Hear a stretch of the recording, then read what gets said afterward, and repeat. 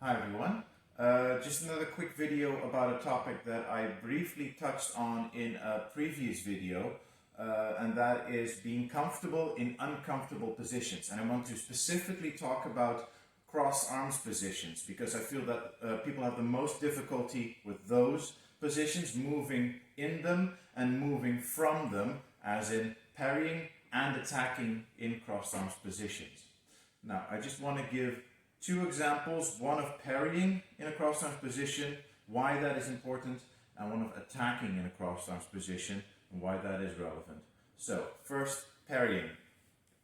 If I'm standing in an uncrossed position like this in my plow, just a regular forward pointed plow, this is the opening that will often be thrust towards, and what I will likely be doing if I'm being thrust in this opening, what most people will try to do, because it's the most comfortable, is just sweep the blade to the side. Point comes in here, and they just think, stop that blade right here. But as you can see, a good opponent, they will aim for this corner, and that will remain open for quite a long time. So it'll be very difficult to use this motion to stop a thrust coming in here. I would have to actually cross my arms, and that will stop the incoming thrust. And that will also enable me to immediately follow up with a thrust of my own.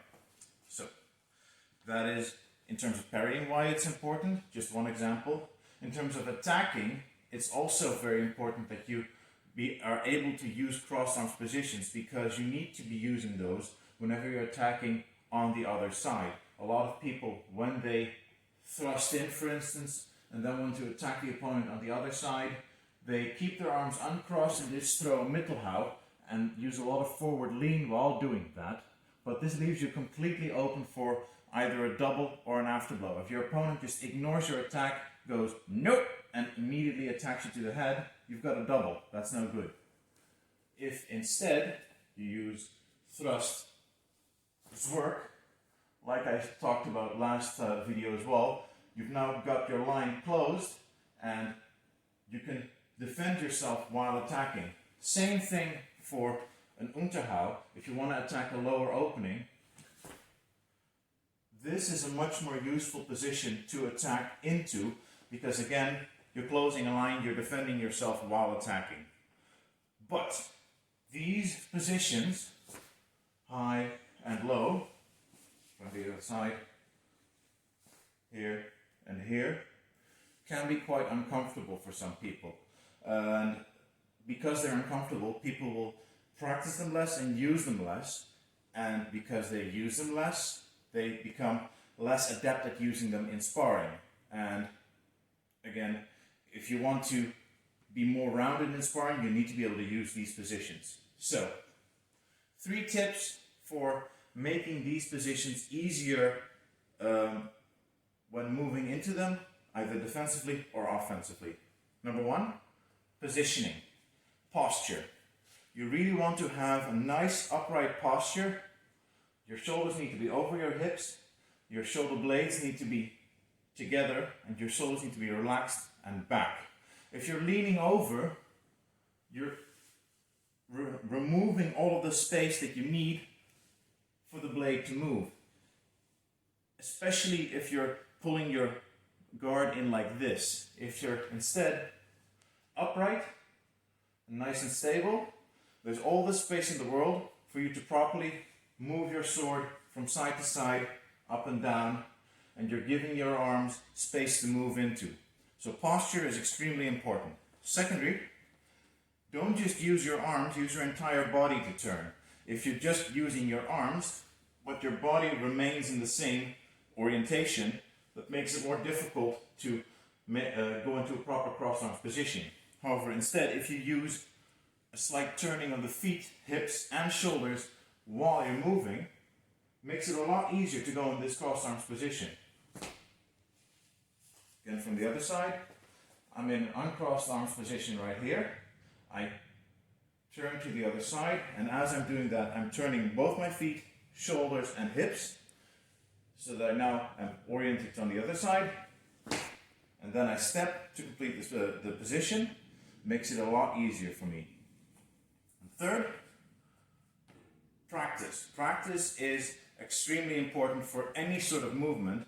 And I know that it's kind of obvious, but one thing that you really need to take with you when practicing, it's not just about getting reps in, it's about getting disciplined reps in. And the previous things I mentioned about posture and movement, you really need to be strict with yourself when practicing these crossed arms positions.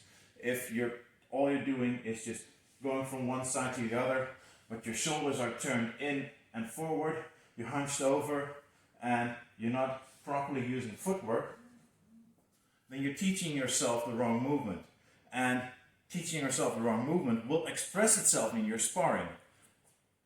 And that's no good. So, that's why you need to be very strict with yourself with every rep of practice movement that you're doing. Now, different things that you could do to practice this is one, just very simple, from low to low, winding and stepping. From one low guard on one side, uncrossed arms, you turn in,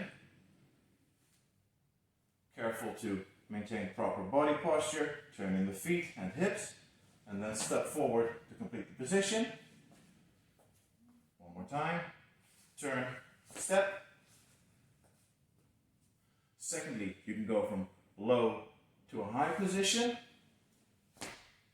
And the idea with the shoulders here is the same. If anything, it's more important because your hands and the blade will be more or less at shoulder height or slightly higher. So you need that space given to you by proper posture to get into a good position.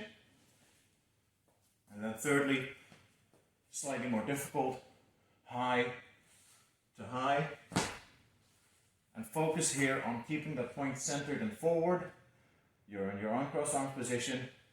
Turn the hands, turn the body and the feet, and then step forward. Now these are all just movements from guard to guard.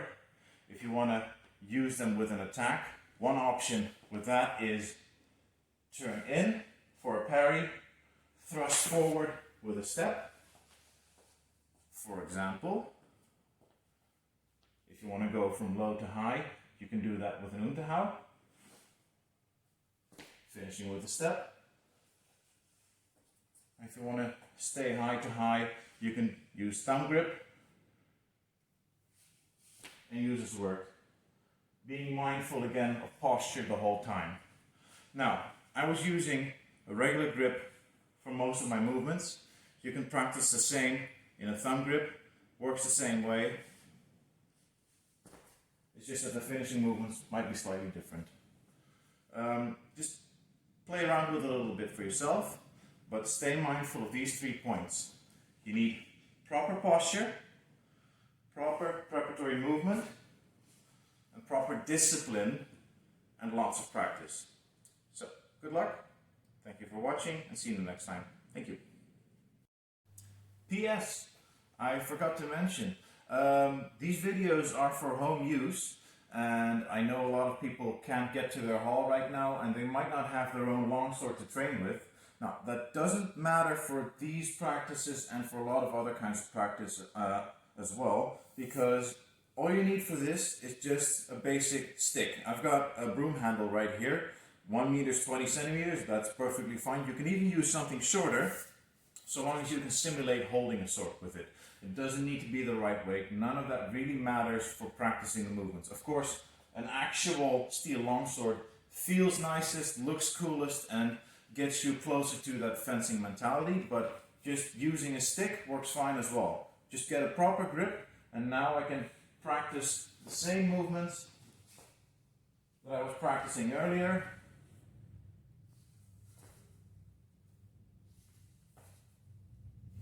Works the same way. So, no excuses. Just grab a stick and start practicing. Thanks.